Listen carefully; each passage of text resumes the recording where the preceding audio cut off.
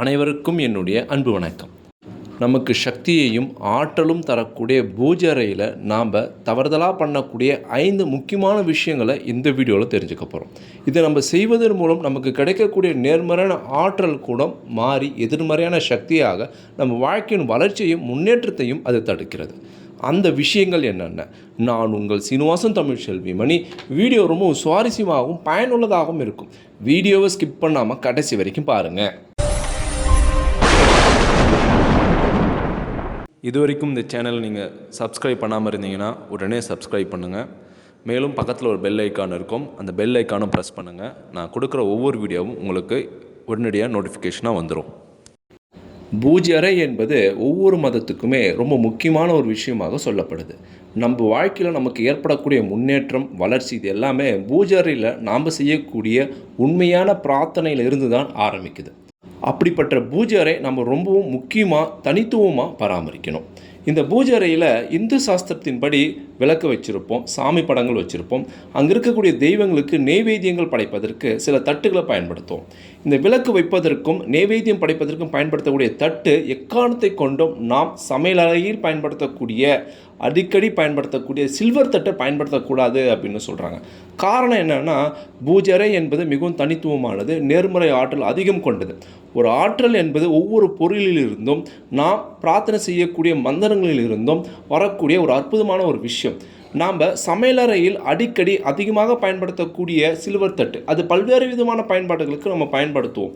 சில நேரங்களில் அதில் அசைவும் போட்டு நம்ம சாப்பிடுவோம், சில நேரங்களில் அதை வாஷ் பண்ணாமல் வச்சுருப்போம், சில நேரங்களில் நம்மளுடைய எச்சில் அதில் படும். அந்த தட்டை நம்ம அவசரத்துக்கு சுத்தப்படுத்தி வாஷ் பண்ணி பூஜையில் விளக்குக்கு கீழவோ அல்லது சாமிக்கு நெய்வேத்தியம் படைக்கவோ பயன்படுத்தணும் அப்படின்னா அதனால் எதிர்மறையான ஆற்றல் அதிகரிக்கும், நமக்கு கிடைக்க வேண்டிய கடவுளுடைய ஆசீர்வாதம் குறைஞ்சிரும் அப்படின்னு சொல்கிறாங்க. அதனால் எக்காரணத்தை கொண்டும் சில்வர் தட்டு நீங்கள் பூஜையில் விளக்கு வைப்பதற்கோ நெய்வேதம் படைப்பதற்கோ பயன்படுத்தக்கூடாது. சில்வர் தட்டு இல்லை, அதுக்கு மாற்றாக ஐம்பொன்னாலான தட்டை பயன்படுத்தலாம், காப்பர் தட்டை பயன்படுத்தலாம், வெங்கலத்தட்டை பயன்படுத்தலாம். இது எதுவுமே இல்லை அப்படின்னா வாழலையில் கூட நீங்கள் விளக்கையும் நெய்வேத்தியத்தையும் வைக்கலாம், செம்பருத்தி இலையில் வைக்கலாம், வெற்றிலை கூட பயன்படுத்தி விளக்கை வைக்கலாம். வெற்றிலை என்பது மகாலட்சுமியும் மகாவிஷ்ணுவும் அம்சம் பெற்றது. செம்பருத்தி இலை என்பது செவ்வாய் பகவானின் ஆற்றல் பெற்றது. வீட்டுக்கு தைரியத்தையும் வீரத்தையும் செல்வத்தையும் சகல சௌபாக்கியத்தையும் அளிக்கக்கூடியது. வாழை என்பது மகாவிஷ்ணு அம்சம் பெற்றது. இதுபோல் தெய்வீக அம்சம் கொண்ட பொருளை கொண்டு வீட்டில் இருக்கக்கூடிய பூஜை அறையில் இருக்கக்கூடிய விளக்குகள் மற்றும் நெய்வேத்தியத்தை நாம் படைக்கும் போது அற்புதமான நேர்மறை ஆற்றல் பல மடங்கு அதிகரிக்கும் அப்படின்னு சொல்லப்படுது. நீங்கள் தவறுதலாக வீட்டில் அடிக்கடி பயன்படுத்தக்கூடிய சில்வர் தட்டை பூஜை அறையில் நீங்கள் பயன்படுத்துகிறீங்க அப்படின்னா உடனே அதை அப்புறப்படுத்திடுங்க, உடனே நீங்கள் அதை மாற்றிக்குங்க. இரண்டாவது ஒரு விஷயம், பூஜை அறையில் விளக்கேற்றும் போது ஒற்றைப்படையில் விளக்கேற்ற வேண்டாம். வத்தி காட்டும் போது ஒற்றைப்படையில் இருக்கக்கூடாது, ஒன்றுக்கு மேற்பட்ட எண்ணிக்கையில் வற்றி காட்ட வேண்டும். காரணம் என்ன அப்படின்னா, ஒற்றைப்படையில் விளக்கேற்றும் போது வீட்டில் எந்த ஒரு விஷயமும் பிரிக்க முடியாது, ஒற்றுமையாக இருக்கும் அப்படின்ற ஒரு எண்ணிக்கையில் நம்பிக்கையில் தான் ஒற்றைப்படையில் விளக்கேற்றி வழிபாடு செய்யணும் அப்படின்றாங்க. ஒரே ஒரு விளக்கேற்றி வழிபாடு செய்தாலும் மகிழ்ச்சி தான். 1, 3, 5, 7, 9 இது போல் ஒற்றை எண்ணிக்கையில் விளக்கேற்றி நீங்கள் இறை வழிபாடு செய்கிறீங்க அப்படின்னா உங்களுடைய பிரார்த்தனை வலிமையாக இருக்கும். வீட்டில் இருக்கக்கூடிய உறவுகளுக்கிடையே அன்பு, பிணைப்பு, பாசம், உறவுகளுடைய வலிமை உறுதியாக இருக்கும் அப்படின்னு சொல்லப்படுது. பொதுவாகவே கணவன் மனைவி அப்படின்னா சின்ன சின்ன சண்டை சச்சரவுகள் வரும். நீங்கள் பூஜை அறையில் ஒற்றை எண்ணிக்கையில் விளக்கேற்றி வழிபாடு செஞ்சு பாருங்களேன், அந்த குடும்பத்தில் இருக்கக்கூடிய ஒவ்வொரு உறுப்பினர்களும் ஒவ்வொரு உறவுகளும் நல்ல வலிமையான பிணைப்புடன் ஒற்றுமையாக இருப்பாங்க. சண்டை சச்சரவே வராது, அப்படியே வந்தாலும் நீண்ட காலத்துக்கு நீடிக்காது. அதுக்கு காரணம் ஒற்றை எண்ணிக்கை விளக்கேற்றி வழிபடக்கூடிய அந்த அற்புதமான ஒரு சக்தி தான். மூன்றாவது ஒரு விஷயமாக, வீட்டு பூஜை அறையில் நீர் வைத்து வழிபாடு செய்வாங்க.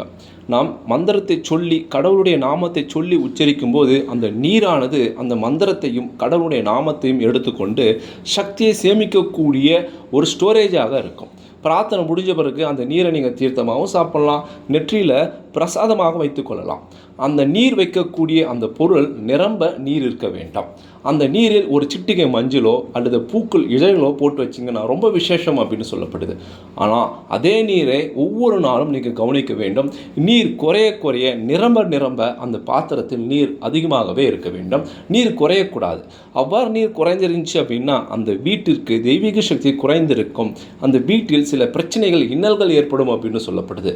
நீரானது மிகவும் புனிதமானது. நாம் எந்த அளவுக்கு தோஷத்திலோ தீட்டிலோ இருந்தாலும் அந்த நீரை கொண்டு கடவுளுடைய நாமத்தை உச்சரித்து நம் மீது தெளிக்கும் போது அந்த தீட்டும் அந்த தோஷமும் நீங்கும். அந்த அளவுக்கு புனிதமான சக்தி கொண்டது. நம்முடைய பிறப்பிலிருந்து கருவில் இருக்கும் பனிக்கூடம் முதல் நாம் இறக்கும் போது தூக்கக்கூடிய கடைசி நீர் வரை நம்முடன் தொடர்புடையது தான் இந்த நீர். அந்த நீர் நாம் இறை வழிபாட்டின் போது பயன்படுத்தும் போது மிகவும் புனிதமாக கருதப்பட வேண்டும். எல்லா மதங்களிலுமே இந்த நீர் புனிதமாக பயன்படுத்தப்படுது. அப்படிப்பட்ட இந்த நீரை நாம் பூஜையில் வைக்கும்போது நிரம்ப வைக்க வேண்டும், குறையாக வைக்கவே கூடாது.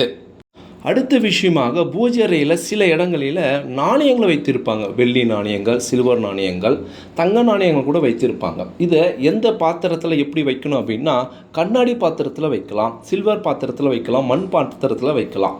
நீங்கள் வைக்கும்போது இந்த நாணயத்துக்கு முன்னாடி ஒரு கண்ணாடி பிம்பம் இருந்துச்சு அப்படின்னா அந்த கண்ணாடியில் பார்த்து நாணயங்கள் ஒன்றுக்கும் மேற்பட்ட முறையில் அது பிரதிபலித்து காட்டும்.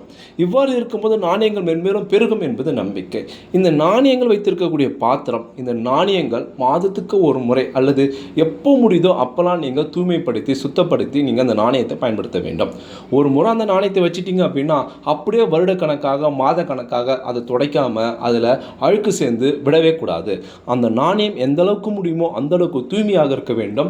எந்த அளவுக்கு முடியுமோ அந்த அளவுக்கு அசுத்தம் படாமல் நீங்கள் பராமரிக்க வேண்டும். அப்போதுதான் நீங்கள் அந்த நாணயத்தின் மூலம் மகாலட்சுமியுடைய அருளும் மாசும் கிடைக்கப்பட்டு செல்வம் மென்மேலும் பெருகும் என்பது நம்பிக்கை. மேலும் இது பூஜையில் வைக்கப்பட்ட நாணயம். இதை நீங்கள் அடிக்கடி எடுத்து இதர செலவுக்கோ உங்களுடைய அன்றாட செலவுக்கோ பயன்படுத்தக்கூடாது. இந்த நாணயத்தை வைத்து முக்கியமான மங்களகரமான ஒரு விஷயத்தை ஆரம்பிக்க போகிறீங்க. குறிப்பாக திருமண செலவு, காது குத்து, மஞ்சள் நீராட்டு விழா, நிச்சயதார்த்தம், வீடு கிரக பிரவேசம், ஒரு வீடு வாங்க போகிறீங்க. இது போல் முக்கியமான மங்களகரமான ஒரு சுப நிகழ்ச்சிக்கு இந்த நாணயத்தை கொண்டு முதல் செலவை நீங்கள் செஞ்சீங்க அப்படின்னா அந்த விஷயம் மென்மேலும் வளர்ச்சி அடையும். அந்த விஷயம் எந்த ஒரு தடையில்லாமல் சுபிட்சமாக பரிபூர்ண மனநிறைவாக வெற்றியுடன் முடியும். ஆனால் இந்த நாணயத்தை அன்றாட செலவுக்கு பயன்படுத்தாதீங்க. இந்த நாணயத்தில் தெய்வீக சக்தி நேர்மறை ஆற்றலும் நிறைந்திருக்கும். இந்த நாணயம் உங்களுக்கு அற்புதமான இறைவனுடைய அருளையும் ஆசீர்வாதத்தையும் தரும். இந்த நாணயத்தை எந்த அளவுக்கு முடியுமோ அந்த அளவுக்கு சுத்தமாக பராமரிச்சிங்க அப்படின்னா லக்ஷ்மியினுடைய ஆசீர்வாதம் பெற்று செல்வம் மென்மேலும் பெருகும் என்பது நம்பிக்கை. அடுத்த ஒரு விஷயமாக பூஜை என்பது மிகவும் புனிதமானது ஒன்று. நம்ம வாழ்க்கையில் முன்னேற்றத்திற்கு தேவையான நேர்மாற்றலை தரக்கூடிய ஒரு விஷயம். இந்த பூஜை அறைக்கு தேவையான இறை சம்பந்தமான பொருட்கள் மட்டும்தான் இருக்கணும். அதை தவிர்த்து வேறு எந்த ஒரு விஷயங்களும் இல்லாமல் நீங்கள் பார்த்துக்கணும். குறிப்பாக இரும்பு பொருள் சம்பந்தமான பொருட்கள் எதுவும் இருக்கக்கூடாது. சில வீடுகளில் தேங்காய் உடைப்பதற்காக கொடுவா அருவா பயன்படுத்துவாங்க. அந்த விஷயம் அந்த செயல் முடிஞ்ச உடனே அந்த ஆயுதமான பொருளை அந்த இடத்துலேருந்து அப்புறப்படுத்திடணும். அதே போல் தூபம் காட்டுவதற்காக சில வீடுகளில் இரும்பில் வச்சுருப்பாங்க. அதுவும் தூபம் காட்டி முடித்த உடனே அந்த பொருளை அங்கேருந்து அப்புறப்படுத்திடணும். இதுபோல் இரும்பு சம்பந்தமான பொருட்களையோ பிளாஸ்டிக் சம்பந்தமான பொருட்களையோ அதிக நேரம் பூஜையில் இல்லாமல் நீங்கள் பார்த்துக்கொள்ளுங்க. அதே மாதிரி உடைந்த பொருட்கள் நீங்கள் பூஜையில் இல்லாமல் பார்த்துக்கொள்ள வேண்டும். அதிகமான அழுக்கு துர்நாற்றம் நிறைந்த பொருட்களும் பூஜையில் இருக்கக்கூடாது. பூஜை என்பது எந்த அளவுக்கு முடியுமோ அந்த அளவுக்கு தூய்மையாகவும் நல்ல நறுமணத்துடன் இருக்க வேண்டும். இறை வழிபாடு என்பது தூய்மையும் நல்ல நறுமணமும் சேர்ந்தது தான். எந்த ஒரு இடத்தில் நல்ல ஒரு தூய்மையும் நறுமணமும் இருக்கோ அந்த இடத்தில் தெய்வீக சக்தியும் இறையாற்றலும் நிறைந்திருக்கும். நேர்மறை ஆற்றல் அதிகமாக கிடைக்கும். நான் சொன்ன இந்த தகவல் உங்களுக்கு ரொம்பவும் பயனுள்ளதாக இருந்திருக்கும் அப்படின்னு நான் நினைக்கிறேன். உங்கள் வீட்டு பூஜை எப்படி இருக்குது அப்படின்னு மறக்காமல் கமெண்ட் பாக்ஸில் கமெண்ட் பண்ணுங்கள். இந்த வீடியோவை அனைவருக்கும் ஷேர் பண்ணுங்கள். நம்மளுடைய தமிழ் டெக்னாலஜி என்ற சேனலை சப்ஸ்கிரைப் பண்ணுங்கள், லைக் பண்ணுங்கள். மீண்டும் அடுத்த ஒரு சுவாரஸ்யமான வீடியோ சந்திப்போம். தேங்க்யூ ஃபார் வாட்சிங்.